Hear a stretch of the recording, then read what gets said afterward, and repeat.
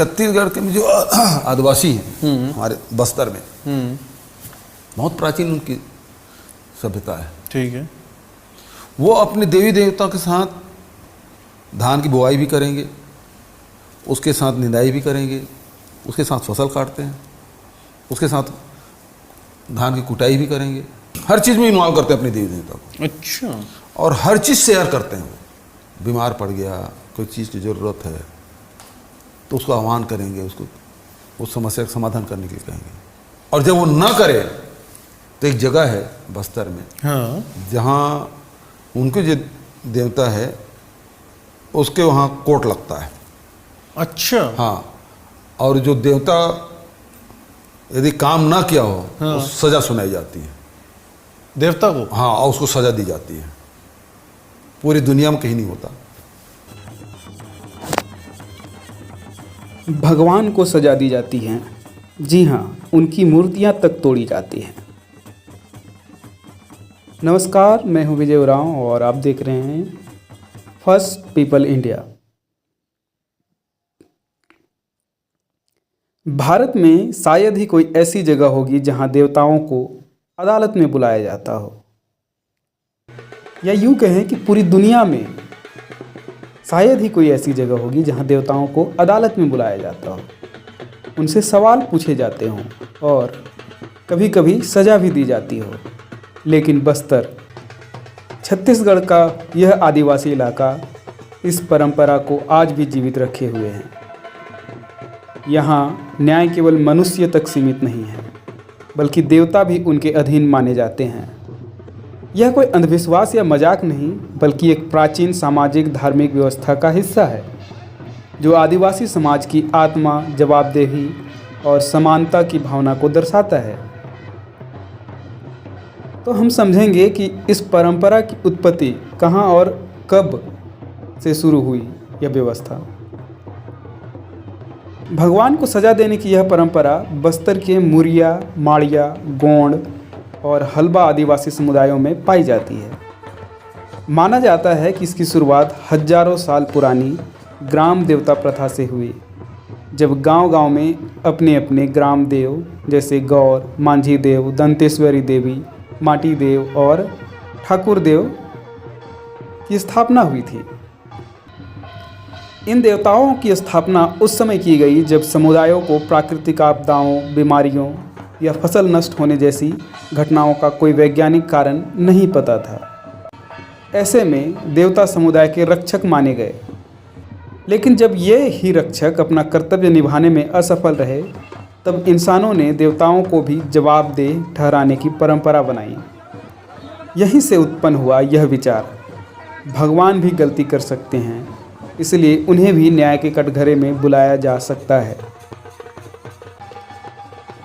यह परंपरा कहाँ मनाई जाती है? मुख्य रूप से यह परंपरा बस्तर संभाग के क्षेत्रों में, यानी कि जगदलपुर, दांतेवाड़ा, नारायणपुर, बीजापुर और कांकेर में पाई जाती है।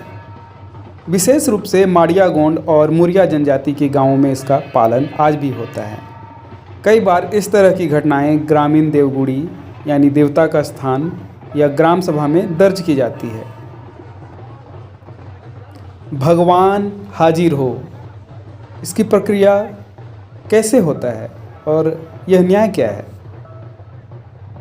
जब किसी गांव में महामारी फैल जाए, फसल नष्ट हो जाए, लगातार मौतें हों और न्याय ना मिले, तो ग्रामीण मानते हैं कि यह देवता की लापरवाही या असंतोष का परिणाम है। तब गांव के बुजुर्ग या गांव का पुजारी, जिसे गुड़िया कहा जाता है, कहते हैं भगवान हाजिर हो। इसके बाद शुरू होती है एक विशेष प्रक्रिया, जिसमें देवता की उपस्थिति, देवता को गुड़िया पुजारी यानी देवता का प्रतिनिधि के माध्यम से बुलाया जाता है। पुजारी देवता का आह्वान करता है और उसे हाजिर होने का आदेश देता है। उसके बाद पूछताछ की जाती है। देवता से सवाल किए जाते हैं कि क्यों गांव की विपत्ति आई, क्यों गांव पर विपत्ति आई, क्यों बच्चों की मौत हो रही है, या क्यों फसलें नष्ट हुई।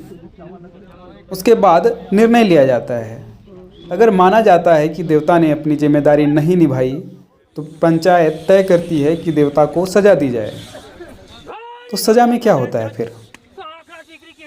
सजा के रूप में देवता की मूर्ति को उल्टा रखा जाता है, मंदिर या देवगुड़ी में बंद किए जाते हैं और कभी कभी देवता की पूजा बंद कर दी जाती है। उसके बाद पुनर्स्थापना। कुछ दिनों बाद जब समुदाय को लगता है कि स्थिति सामान्य हो गई है, तब देवता को फिर से माफ कर पुनः पूजा शुरू कर दी जाती है। तो देवताओं को सजा क्यों दी जाती है? इस परंपरा के पीछे गहरी सामाजिक सोच छिपी है। बस्तर का आदिवासी समाज देवता को अवधारणा रूप से इंसानों के समान मानता है। उनके अनुसार देवता और इंसान दोनों ही प्रकृति के नियमों के अधीन हैं। इसलिए जब इंसान गलती करता है तो उसे दंड मिलता है और जब देवता गलती करता है तो उससे भी जवाब देना पड़ता है। इस व्यवस्था में धर्म सत्ता नहीं है, जिम्मेदारी है। देवता का सम्मान इसलिए नहीं होता कि वह सर्वशक्तिमान है, बल्कि इसलिए कि वह समाज का संरक्षक है। जब वह संरक्षण नहीं दे पाता तो उसका मूल्यांकन किया जाता है। तो अब समझते हैं कि कौन कौन से देवता होते हैं इस प्रक्रिया में शामिल। प्रत्येक गांव का अपना देवता होता है, जैसे माटी देव जो जमीन और फसल की रक्षक होता है, गौर देव समाज के न्याय और अनुशासन का देवता होता है, थान देव गांव की सीमाओं और सुरक्षा का प्रतीक होता है, दांतेश्वरी देवी बस्तर की मुख्य कुल देवी। इन देवताओं को ही अक्सर सजा दी जाती है जब उनके क्षेत्र में कोई आपदा आती है। सजा कौन देता है, इंसान या कोई देवता?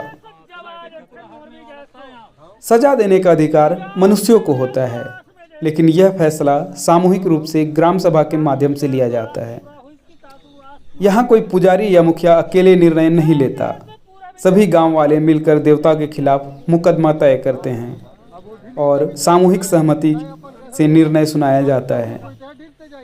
इस व्यवस्था में कोई उच्च निम्न नहीं, सब बराबर हैं। यह प्रक्रिया जनतांत्रिक धर्म संस्कृति का प्रतीक है, जो यह दिखाती है कि धर्म जनता के लिए है, जनता धर्म के लिए नहीं। इसका सांस्कृतिक और दार्शनिक अर्थ। यह परंपरा आधुनिक लोकतंत्र की जड़ों से मेल खाती है। उत्तरदायित्व, जवाबदेही और जनसहमति के सिद्धांत पर आधारित। जहां आधुनिक समाज में नेता और शासक जनता के प्रति जवाबदेह होते हैं, वहीं आदिवासी समाज में देवता भी जवाबदेह हैं। यह बस्तर के आदिवासियों की गहरी तार्किक धार्मिकता को दिखाता है। वे अंधभक्ति में नहीं बल्कि संवाद और तर्क में विश्वास करते हैं। उनके लिए भगवान कोई दूर बैठा सर्वशक्तिमान नहीं बल्कि समुदाय का एक सदस्य है जो उनकी तरह गलतियां कर सकता है और उनसे माफ़ी मांग सकता है। अब समझते हैं कि इसका सामाजिक मनोविज्ञान क्या है। यह भय नहीं है बल्कि विश्वास की पुनर्स्थापना है। भगवान को सजा देना सुनने में विरोधाभासी लगता है, लेकिन असल में यह विश्वास की पुनर्स्थापना का तरीका है। जब समुदाय का विश्वास टूटता है तब देवता को सजा देकर उस पर विश्वास को दोबारा जीवित किया जाता है। देवता को सजा देना मतलब उसे बाहर करना नहीं, बल्कि यह दिखाना कि हम तुम्हारे संबंध बनाए रखना चाहते हैं, पर जिम्मेदारी के साथ। यह प्रक्रिया इसलिए भी महत्वपूर्ण है क्योंकि इसमें ना तो धर्म त्याग है, ना ही नास्तिकता, बल्कि धर्म और संबंध सुधार की परंपरा है। तो अब समझते हैं कि आधुनिक संदर्भ में इसका महत्व क्या है। आज जब धर्म को अक्सर राजनीति और शक्ति का उपकरण बना दिया जाता है, बस्तर की यह परंपरा हमें याद दिलाती है कि धर्म का अर्थ संवाद और उत्तरदायित्व भी है। यह परंपरा इस बात का उदाहरण है कि धार्मिक विश्वास और लोकतांत्रिक मूल्य एक साथ चल सकते हैं। यह आदिवासी दर्शन, साझा धर्म, साझा जिम्मेदारी आज भी टिके हुए समाजों के लिए नैतिक सबक है। और अंत में निष्कर्ष, जहां न्याय केवल मनुष्यों के लिए नहीं होता। बस्तर की यह अनोखी परंपरा न केवल धार्मिक दृष्टि से महत्वपूर्ण है, बल्कि यह सामाजिक न्याय दर्शन भी प्रस्तुत करता है। यह बताती है कि आदिवासी समाज में कोई भी शक्ति, चाहे वह देवी ही क्यों ना हो, बिना जवाबदेही के नहीं रह सकती। भगवान हाजिर हो, यह केवल पुकार नहीं बल्कि वह चेतावनी है जो इंसान और देवता दोनों को याद दिलाती है। न्याय सबसे बड़ा धर्म है।